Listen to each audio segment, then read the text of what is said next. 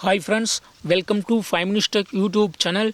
Here is Oppo Reno 11 Pro 5G smartphone.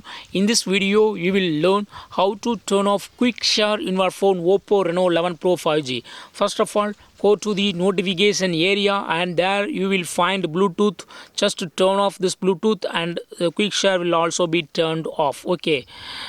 Also, you can just tap on quick share. Okay.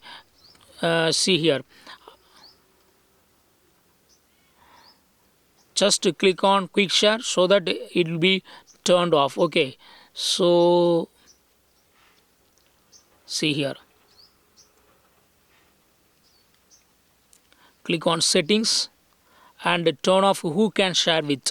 Okay, and quick share will be turned off. Okay, even Bluetooth is turned on, quick share will not be turned on because it is hidden. Okay, so again, if you would like to turn on this quick share, you go to click on quick share and click on turn on and choose contacts or everyone. Okay, so in this way you can easily turn off quick share, or if you later think that if you need quick share, just you can turn on. Okay, that is all friends. Thanks for watching. Bye.